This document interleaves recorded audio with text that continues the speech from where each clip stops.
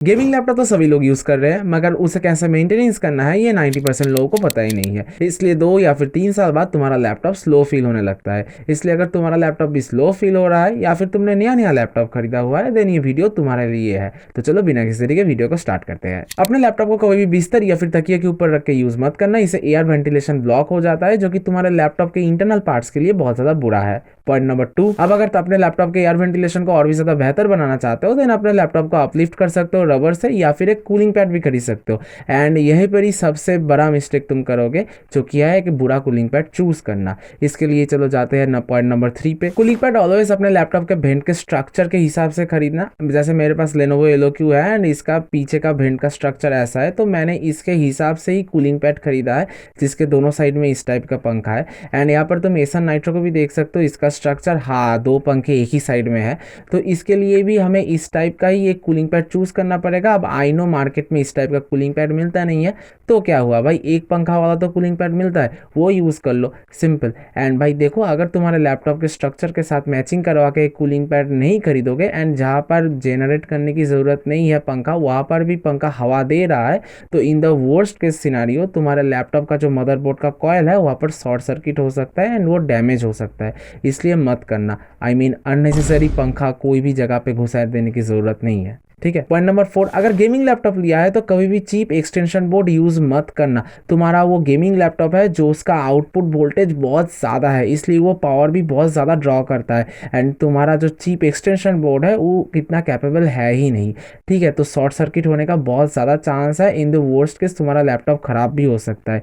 इसलिए reputed companies like Havells का लो, अगर तुम्हारा प्राइस सेगमेंट बहुत ज़्यादा कम है तो, क्योंकि वो कम दाम में भी बहुत ज़्यादा अच्छा खासा बना देते हैं। पॉइंट नंबर 5, अब गेमिंग लैपटॉप लिया है तो डेफिनेटली वो नॉर्मल लैपटॉप के कंपैरिजन में ज़्यादा गर्म होगा, आई नो दैट, बट फिर भी तुम अपने थर्मल्स को ऑलवेज चेक करके रखो कि कितना आ रहा है। देखो, एक आइडियल टेम्परेचर कभी भी CPU and GPU 90 degree cross नहीं करना चाहिए, ठीक है। अगर 90 डिग्री क्रॉस कर रहा है तो या तो तुम्हारा लैपटॉप पुराना हो गया है, 1-2 साल हो गया है, उसका थर्मल पेस्ट चेंज करना ज़रूरी है। और अगर तुमने नया लैपटॉप खरीदा हुआ है फिर भी उसका टेम्परेचर ऑलरेडी 90 डिग्री क्रॉस कर रहा है, देन मेरे भाई तुम्हारा लैपटॉप में कोई भी कंपोनेंट्स खराब आया हुआ है, कॉल करो अपने सर्विस सेंटर को एंड उस चीज़ को जल्दी से जल्दी फिक्स करो। बाकी थर्मल पेस्ट से याद आया कि अगर तुम थर्मल पेस्ट अपने लैपटॉप में लगा रहे हो तो कभी भी खुद उसे इंप्लीमेंट मत करना। अगर गलती से भी तुम्हारे कंपोनेंट में वो चला गया तो पूरा लैपटॉप खराब हो जाएगा, इसलिए सर्विस सेंटर पे ले जाओ, वहाँ पर वो आराम से थर्मल पेस्ट लगा के देंगे। एंड अगर कोई भी सर्विस सेंटर पे जा रहे हो तो थर्मल पेस्ट खुद के पैसों से खरीद लेना एंड वहाँ पर जाके बोलना कि ये लो,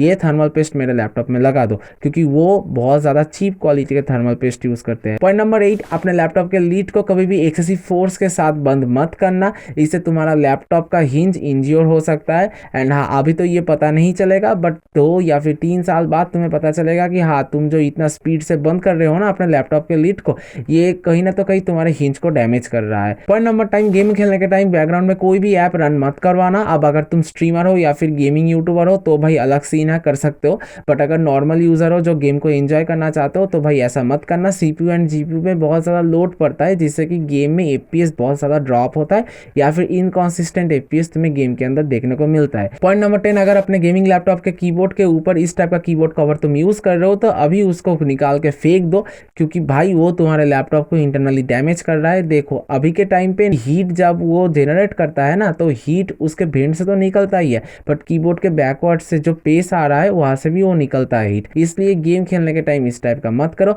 एंड अगर तुमको अगर लग रहा है कि भाई धूल मिट्टी जम जाएगा तो भाई रोज 10 सेकंड के लिए ब्रश से क्लीन करना अपने गेमिंग लैपटॉप के कीबोर्ड को। पॉइंट नंबर 11, गेमिंग लैपटॉप को कभी भी 100% चार्ज मत करना, इससे ओवर द टाइम तुम्हारा बैटरी डिग्रेड हो जाता है। अपने बैटरी को 80% या फिर 85% में गैप करा देना एंड डोंट वरी, तुम्हारे सारे के सारे गेमिंग लैपटॉप के अंदर ये फीचर मिलता है। एंड HP वालों, तुम लोगों के लिए कुछ भी नहीं है, ठीक है। पहले F4 प्रेस करके बायोस में जाके करना पड़ता था, बट अब तो HP ने अपडेट देके वो भी बंद कर दवा दिया है, ठीक है। तो तुम लोग बैटरी को कैप नहीं कर सकते। बाकी अगर विंडोज़ के हिडन सेटिंग्स के बारे में जानना चाहते हो तो ये वाला वीडियो को ज़रूर से चेकआउट करना। यहाँ पर सिर्फ सेटिंग्स ऐप के अंदर ही कितने सारे हिडन फीचर्स है, उन सारे चीज़ों को इलेबोरेट करके मैंने इस वीडियो में बोला हुआ है, तो ज़रूर से चेकआउट करना। बाकी मैं मिलता हूँ तुमसे नेक्स्ट वीडियो में। Tech sense is signing of.